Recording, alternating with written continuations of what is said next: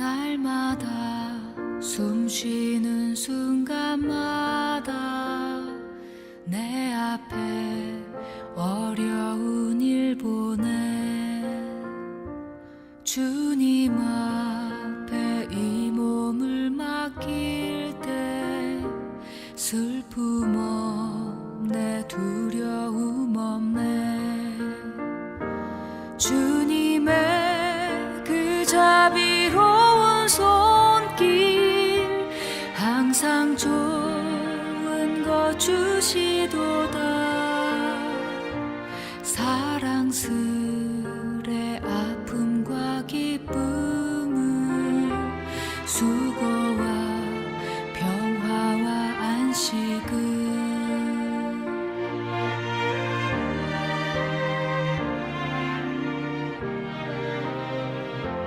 날마다 주님 내 곁에 계셔 자비로 날 감싸주시네 주님 앞에 이 몸을 맡길 때 힘주시네 위로함 주네 어린 나를 품에 안으시사 항상 평안함 주시도다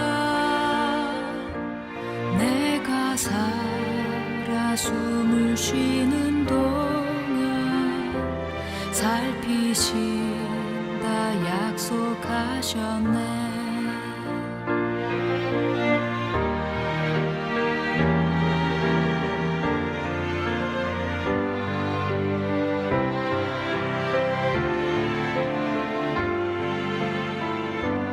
인생의 어려운 순간마다 주의 약속 생각해보네 내 맘속에 믿음 잃지 않고 말씀 속에 위로를 얻네 주님의 도우심 바라보며 모든 어려움 이기도다 흘러가는 순간순간마다 주님 약속 새겨봅니다 주님 약속 새겨봅니다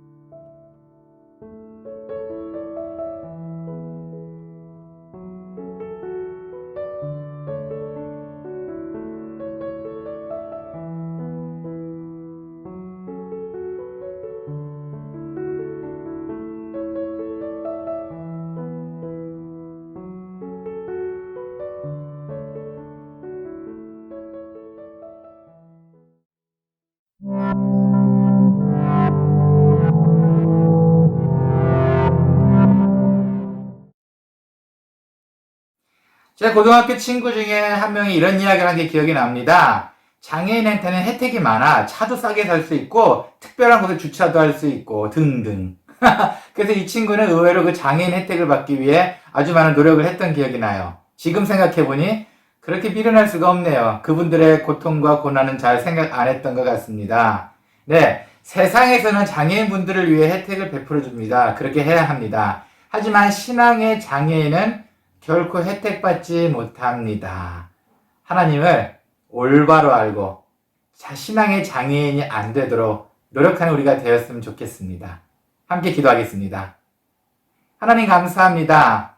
우리의 잘못된 삐뚤어진 생각들이 종종 일어나곤 합니다. 하나님 오늘 말씀을 통해서도 우리의 삐뚤어진 생각이 올바르게 될 수 있도록 도와주시고 우리의 삶이 바르게 갈 수 있도록 또한 인도해 주시옵소서. 감사합니다. 예수님의 이름으로 기원합니다. 아멘.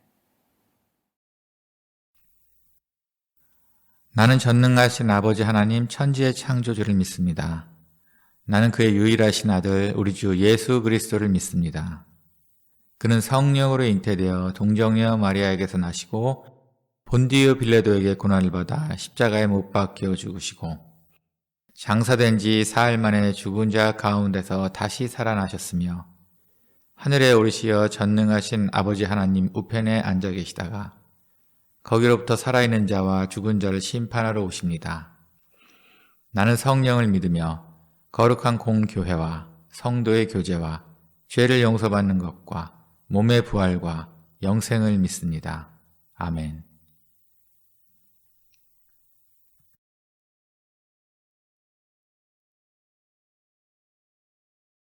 오직 여호와를 낭망하는 자는 새 힘을 얻으리니 독수리가 날개치며 올라간 같을 것이요 다른 박질하여도 곤비하지 아니하겠고 걸어가도 피곤하지 아니하리로다.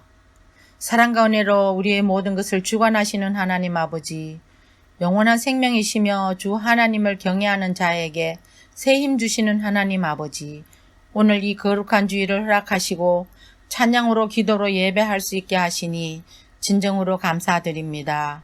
그 크신 사랑 앞에 우리는 늘 부끄럽습니다. 한없이 연약하고 무지한 우리를 그 크신 사랑의 팔로 안으시고 감싸주시는 우리 아버지 하나님, 지내오는 모든 시간들 하나님의 뜻에 순종하지 못하고 세상에 사라지는 모습대로 살았음을 고백합니다.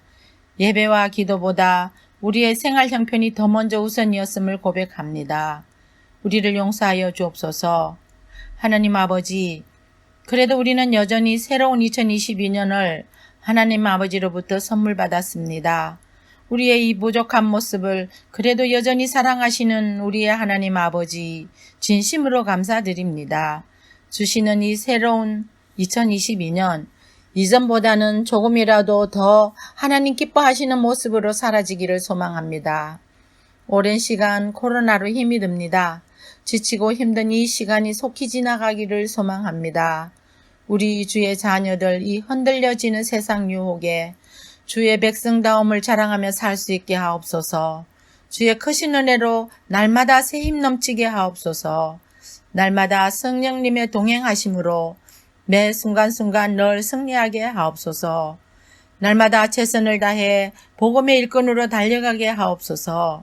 이 시간 선포되어지는 말씀 각 사람의 마음이 새로워지게 하시고 새롭게 변화되게 하시고 하나님의 뜻에 합당되어지는 자로 살게 하옵소서. 하나님 아버지, 말씀을 선포하시는 문성준 담임 목사님, 영육간에 강건하게 하옵소서. 모든 어려움으로부터 승리하게 하옵소서. 주님 허락하신 선교지에도 은총교회도 모든 것이 형통케 하여 주옵소서. 오늘도 우리는 이 모든 것을 허락해 주신 하나님 아버지께 감사드립니다. 영광 올려드립니다. 홀로 영광 받으옵소서. 십자가의 보혈로 우리를 구원하신 예수님의 이름으로 기도드립니다. 아멘.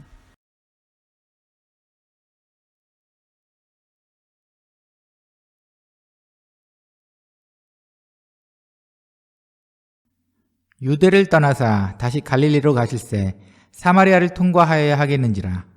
사마리아에 있는 수가라 하는 동네에 이르시니 야곱이 그 아들 요셉에게 준 땅이 가깝고 거기 또 야곱의 우물이 있더라. 예수께서 길 가시다가 피곤하여 우물 곁에 그대로 앉으시니 때가 6시쯤 되었더라. 사마리아 여자 한 사람이 물을 기르러 왔음에 예수께서 물을 좀 달라 하시니 이는 제자들이 먹을 것을 사러 그 동네에 들어갔음이로라. 사마리아 여자가 이르되 당신은 유대인으로서 어찌하여 사마리아 여자인 나에게 물을 달라 하나이까 하니 이는 유대인이 사마리아인과 상종하지 아니함이로라. 예수께서 대답하여 이르시되 내가 만일 하나님의 선물과 또 내게 물 좀 달라 하는 이가 누구인 줄 알았더라면 내가 그에게 구하였을 것이요 그가 생수를 내게 주었으리라. 여자가 이르되 주여 물 기를 그릇도 없고 이 우물은 깊은데 어디서 당신이 그 생수를 얻겠사옵나이까. 우리 조상 야곱이 이 우물을 우리에게 주셨고 또 거기서 자기와 자기 아들들과 짐승이 다 마셨는데 당신이 야곱보다 더 크니이까. 예수께서 대답하여 이르시되 이 물을 마시는 자마다 다시 목마르려니와 내가 주는 물을 마시는 자는 영원히 목마르지 아니하리니 내가 주는 물은 그 속에서 영생하도록 솟아나는 샘물이 되리라.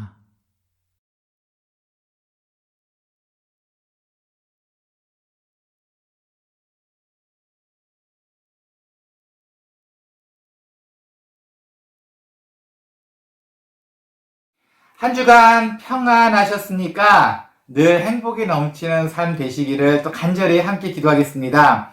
오늘은 요한복음 4장입니다. 우물가의 여인을 만난 예수님에 대한 이야기를 하겠습니다. 그때 당시에 예수님께서는 유대 땅에 계셨어요. 유대 땅에 계시다가 이젠 갈릴리로 올라가셔야 했었습니다. 근데 올라가시려면은 그 가운데 그 사마리아 이방인의 땅이 있었는데 여기를 지나칠 수밖에 없었습니다.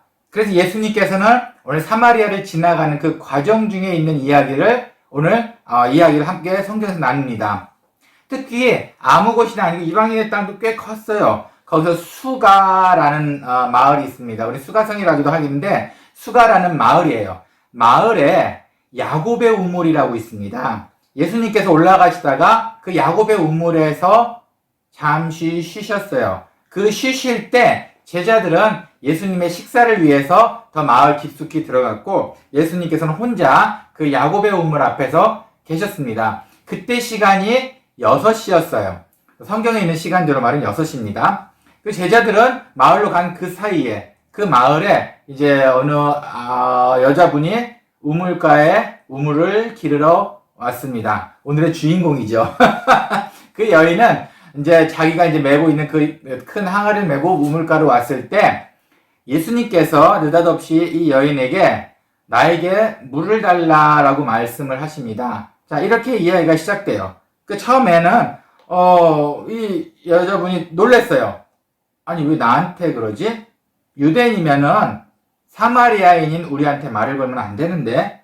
그래서 놀랬습니다. 그리고 나서 처음에 여자분은 좀 뭐 그냥 유대인이 아니고 좀 우리가 말하는 소위 뭐 정통 유대인이 아니고 약간의 사이비 정도로만 사이비 유대인 정도로만 생각했던 것 같아요.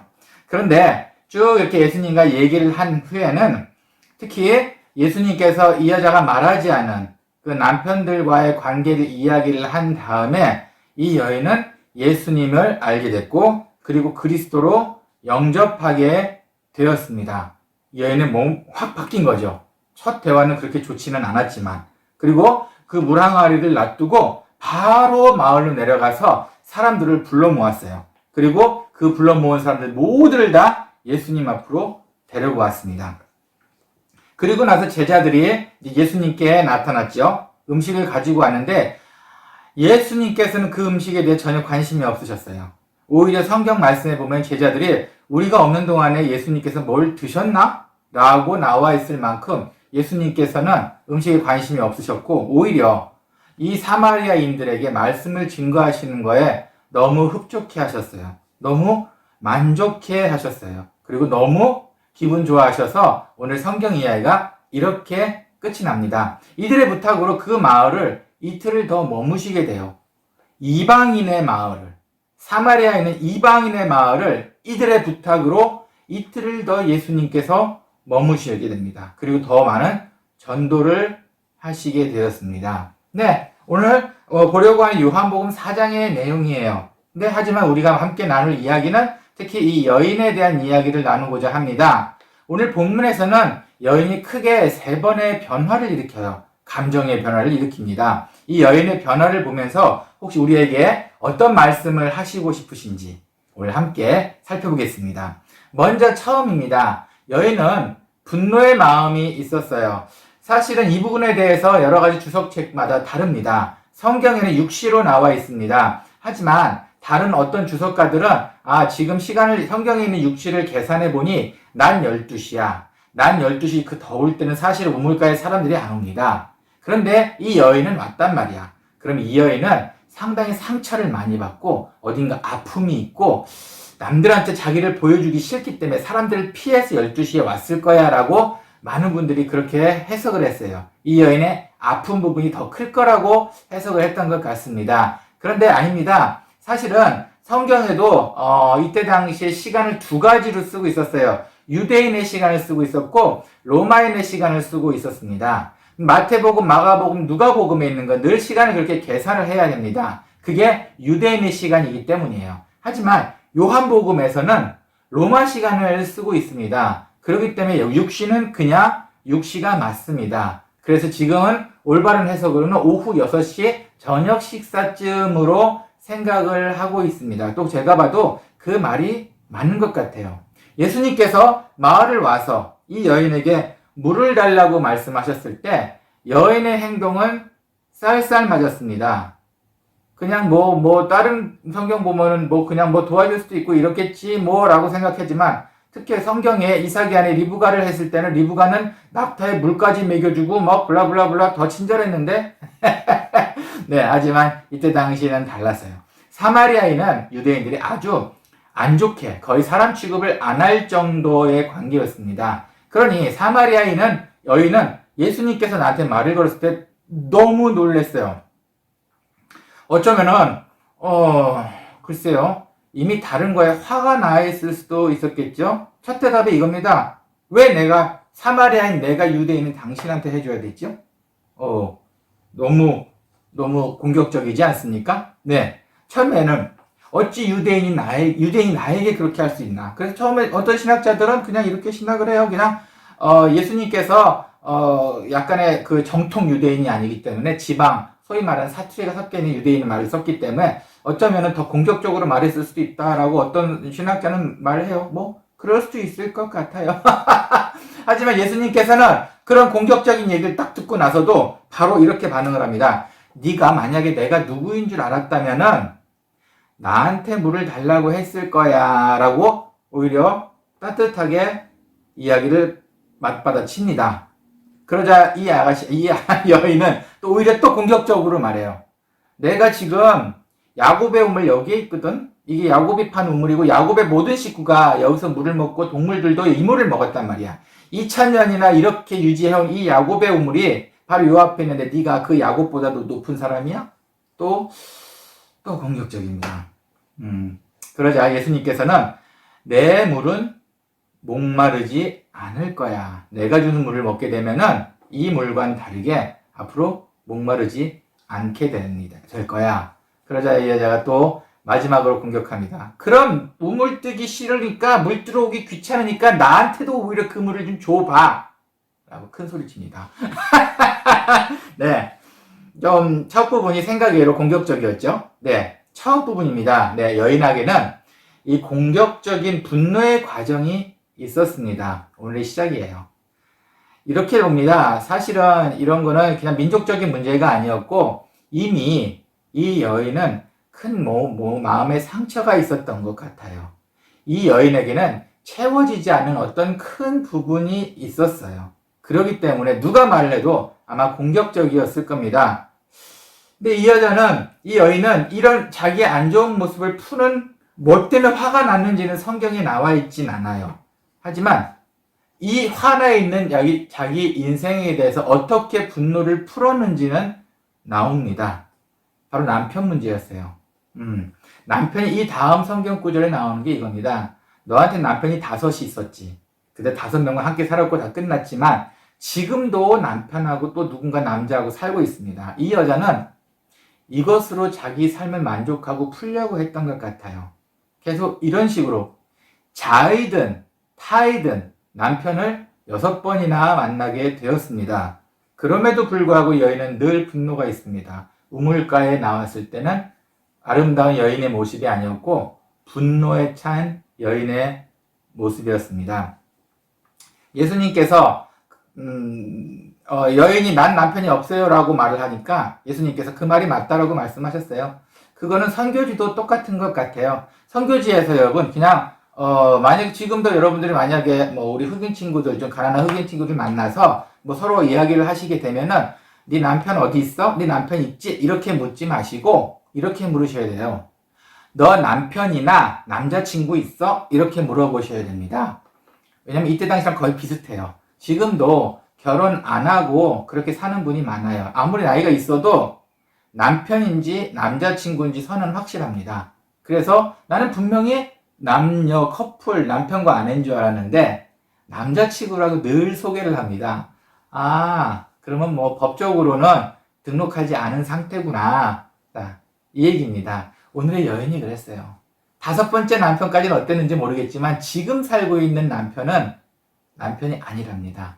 그냥 우리말로 보이프렌드, 그냥 같이 살고 있는 동거하는 남자인 정도였던 것 같아요. 네. 이 마을은 이런 게 너무 흔했었나요? 사실 마을 자체도 수가성이라고 제가 말씀을 드렸는데 이 수가성의 뜻은 술주정꾼의 독술이라는 말입니다. 안 좋은 2가지 단어가 다 있네요. 아마 수가성은 약간 방탕하거나 우상숭배가 좀 많고 세속적이었던 동네인 것 같습니다. 예. 어쨌든 이 여인의 자기 불만을 풀 수 있는, 갈증을 풀 수 있는 그거는 아직도 해결이 되지 않은 것 같은 분노의 상태였습니다. 지난주에 있었던 일이에요. 지난주는 뭐 아시는 분은 아시겠지만 매트릭 우리나라 수능입니다. 수능 점수가 금요일 날에 나왔어요. 그래서 그동안에 고생했던 그 수능 성적이 금요일 날 일시적으로 쫙 풀렸습니다. 네. 근데 저는 남아공에서 공부 잘하는 아이를 한 30명들을 뽑아다가 이제 조하네스버그에서 방송국에서 시상을 하는 그런 것이 있었어요. 저는 어쩌다 보니 그쪽에 가게 됐어요. 그러다 보니까 같이 다니는 애들이 그 나름대로 똑똑한 애들이고 상 받을 만한 애들인 것 같아요. 남아공은 한 5등급으로 나눠요. 그 첫 번째 1등급 아이들은 돈을 안 내고 학교 다니는 아주 가난한 아이들. 그러면서 레벨이 올라갑니다. 실제로 우리가 생각하고 있는 학교들은 5번째 등급이에요.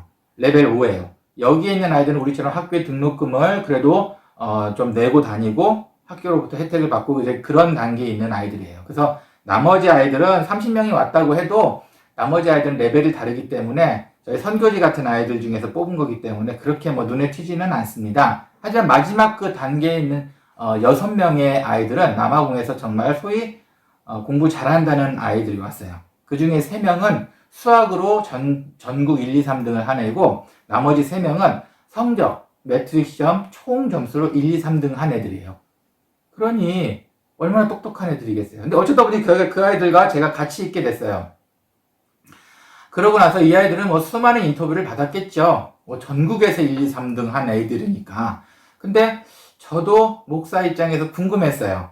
이 아이들에 대해서 많이 궁금했습니다. 그래서 어쩌다 보니까 6명이 뭐 저희랑 같은 지역이다 보니까 다 친해졌어요. 그래서 한 명 한 명씩 물어봤어요. 그래서 뭘 물어봤냐면 다른 인터뷰하는 것과는 안 물어봤고 그냥 야 너희 공부하다가 스트레스 많이 받았지. 그럼 막 애들이 막 얘기를 합니다. 어떤 날은 시험 3개 보는 날이 있었는데 하루에 막 그러면서 자기네들끼리 어려웠던 얘기를 막 해요. 힘들었겠다. 특히 공부 잘하는 애들이 이거 얼마나 힘들었을까. 그러고 나서 제가 이제 하나 물어봤습니다. 그러면 그 힘들 때 너의 스트레스 어떻게 풀어? 라고 물어봤어요. 근데 이 아이들이 6명 다 행동이 똑같았어요. 제가 좀 많이 놀랐습니다. 제가 그 엄마하고 아이가 있는데 물어봤어요. 야, 그럼 넌 그렇게 스트레스 받았을 땐 어떻게 풀었어? 라고 물어봤을 때 이 아이들이 한결같이 행동이 저를 멀뚱멀뚱 엄마 한번 쳐다보고 저를 다시 멀뚱멀뚱. 왜 그랬냐면 이 아이들도 푸는 방법을 모르고 있더라고요. 저는 이걸 계산했습니다. 저는요, 뭐, 하루 종일 오락, 주말에는 뭐, 아무도 안 부르고 그냥 하루 종일 컴퓨터 오락만 합니다. 뭐, 아니면은 뭐, 저는요, 여행을 한 2박 3일 푹 갔다 옵니다. 뭐, 저는 뭐, 호텔에서 한 2박 3일 자고, 뭐, 이런 걸 좀 기대했는데, 오히려 이런 걸 생각을 안 해봤나 봐요. 제가 들은 답은 이거였어요. 신선한 과일을 좀 먹어요. 그냥 마루에서 잠깐 쉬어요. 의외지 않습니까? 오히려 더 많은 스트레스를 받을 거라고 생각하는 아이들이 오히려 푸는 방법은 더 간단하거나 없었습니다. 제 경우를 볼까요? 저는 공부를 좀 못했어요. 근데 그러다 보니 어쩌다 공부 한번 하면은 힘들어. 스트레스. 그리고 그 핑계 대고 제가 하고 싶은 거 다 했던 거 기억이 납니다. 뭐 공부도 안 했지만. 그런데 중요한 거는 그러고 나서 풀린 적이 없었던 것 같아요. 지금도 마찬가지인 것 같아요. 일을 하다가 이제 뭐 좀 스트레스 받는다 그러면은 뭔가 좀 풀고 싶고 그러면은 뭔가 제 나름대로 뭔가 하는데 할 때는 잠깐 재미있는데 결국 풀린 적이 없었어요. 여러분, 우리의 방법대로 산다는 것, 내 마음의 공허함을 채우기 위해서 우리의 방법대로 사는 것, 어떤 분은 술과 담배를 즐기실 것이고 어떤 분은 그 외에 우리의 방법대로 즐기고 풀려고 하시는 분이 계십니다. 우리의 피곤한 갈증을 채우기 위해 끊임없는 갈증을 불러옵니다. 끊임없는 갈증을 불러옵니다. 오히려 신앙의 깊이가 높은 사람이실수록, 그런 분이실수록 아까 말했던 그 전교 1, 2, 3, 전국 1, 2, 3등을 하는 아이들처럼 어쩌면 정말 단순한 걸로 풀고 있지 않을까요? 신앙의 방법으로 말입니다. 우리의 방법대로 채우는 것은 불가능합니다. 이 여인의 갈증 해결의 방법은 남편을 바꾸는 것.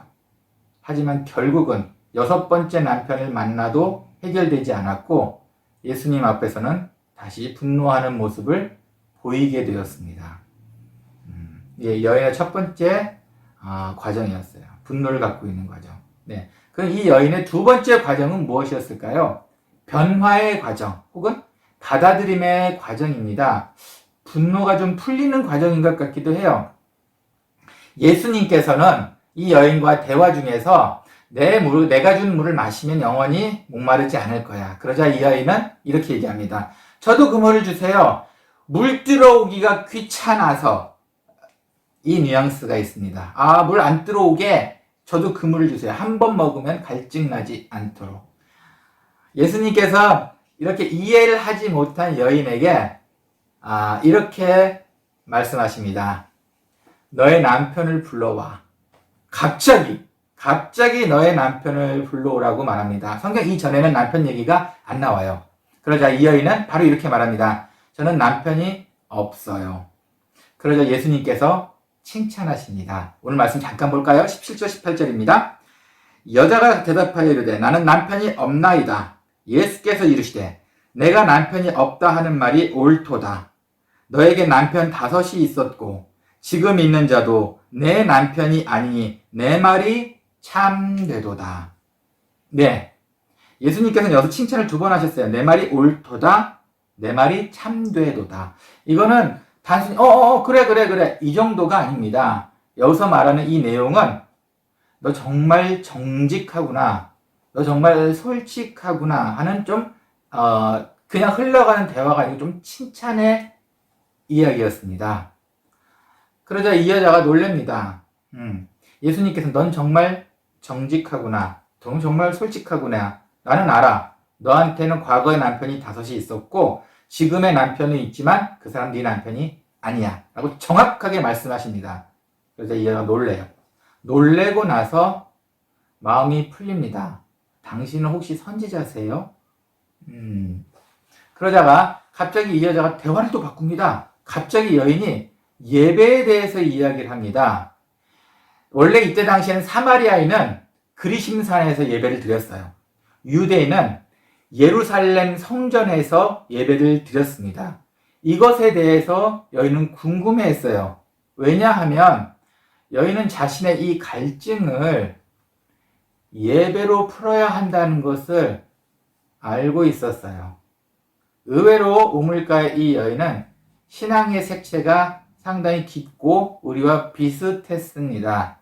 이 여인은 자신의 부족한 부분, 남편으로 채워질 수 없는 부분, 우리가 우리 방법대로 뭔가 채우려고 했던 그 방법이 안 되는데 그 방법 외에 예배로 풀어야 한다는 것을 알고 있었어요. 예수님께서도 감동하시고 이렇게 말씀하십니다. 24절입니다.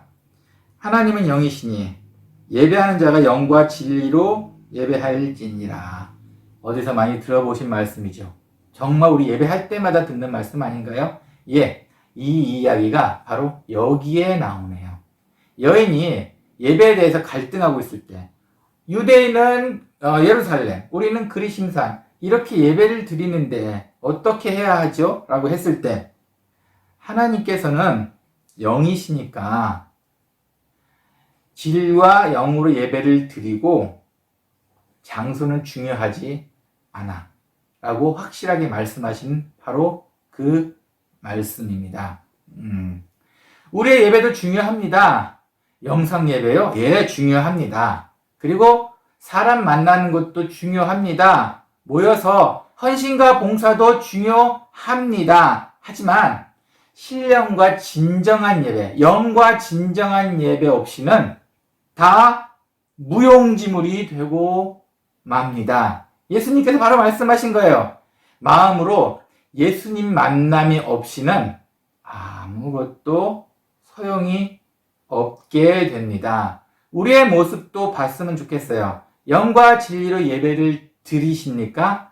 드리셔야 합니다. 그리고 교회의 나머지 모든 것들은 함께 가셔야 하지만 제일 중요한 것은 영과 진리로 예배를 마음으로 드리셔야 한다는 겁니다. 이렇게 예를 들어볼까요? 어느 가정이 있습니다. 2022년 아버지가 이렇게 말씀하셨어요. 2022년 우리 가족의 목표는 이거야. 자, 이제 우리 선한 일 좀 하자.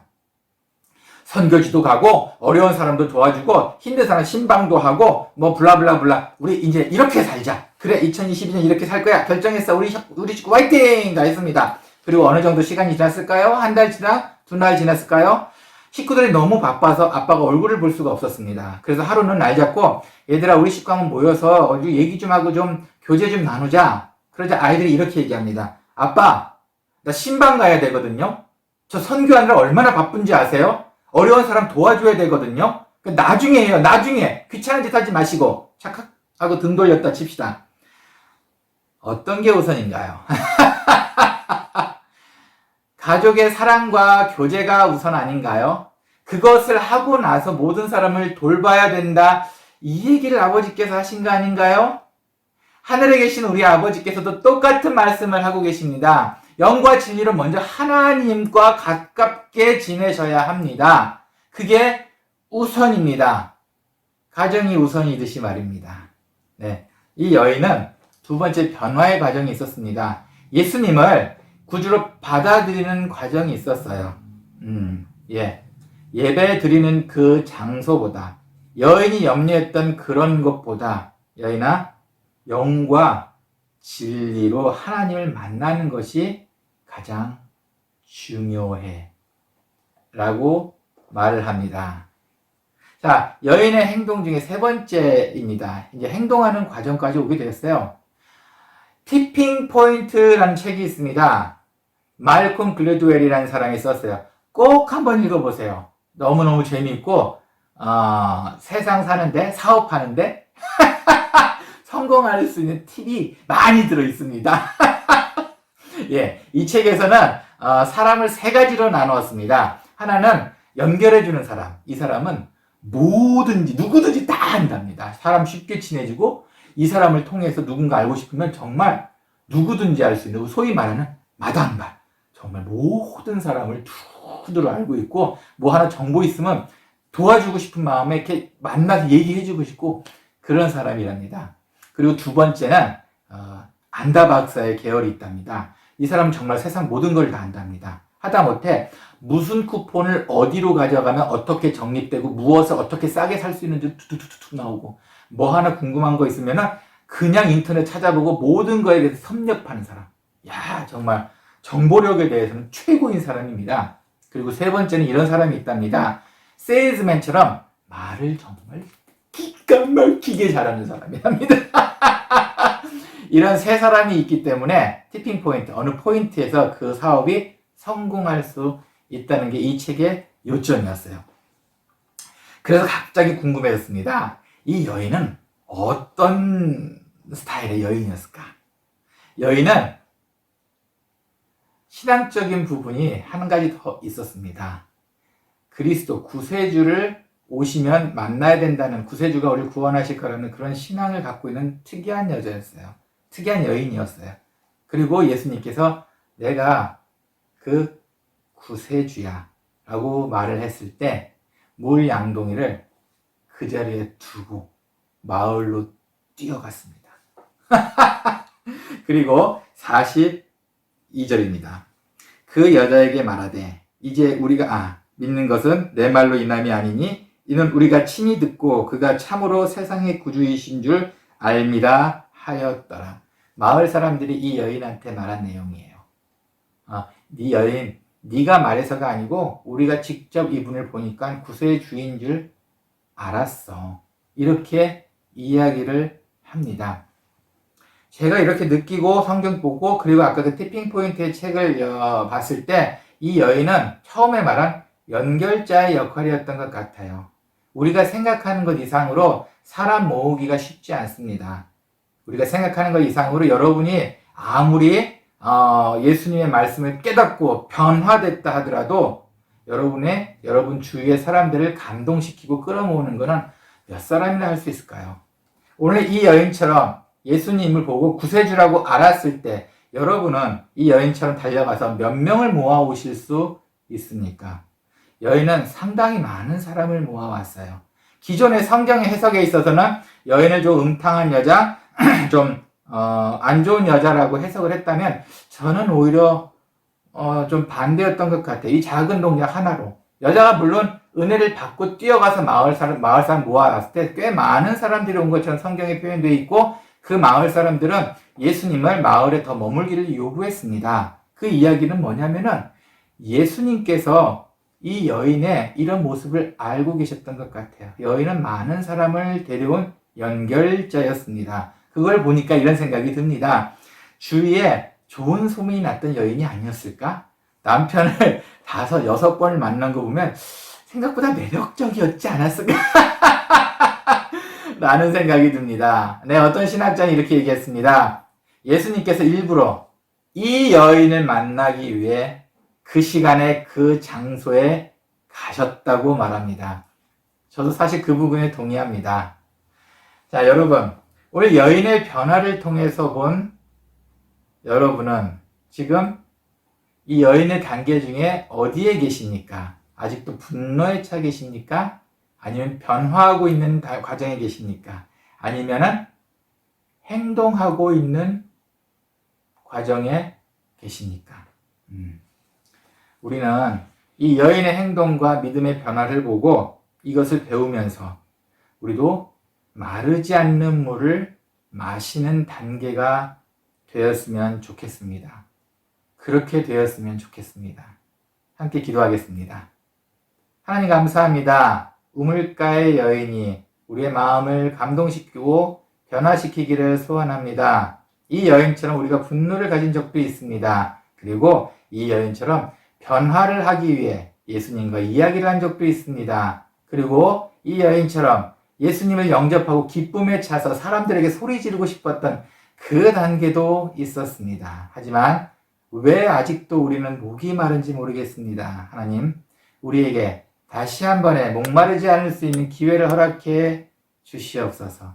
오늘의 말씀도 감사합니다. 예수님의 이름으로 기도합니다. 아멘.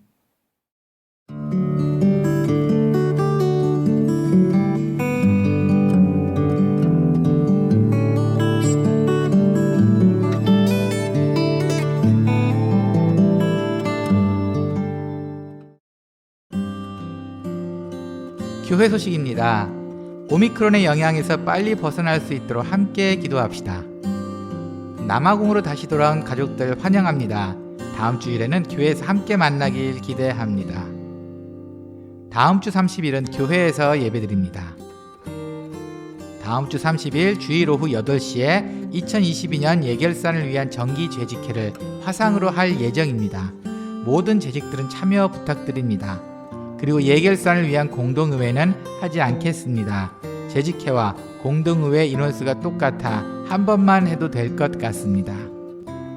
다음 주 30일 예배 후에 구정 설 선물이 있습니다. 함께 오셔서 꼭 받아가시길 바랍니다.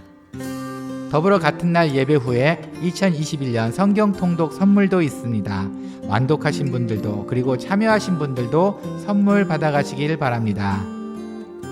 오늘 예배 중에는 찬송가를 넣지 않았습니다. 저작권 문제로 논의 중입니다.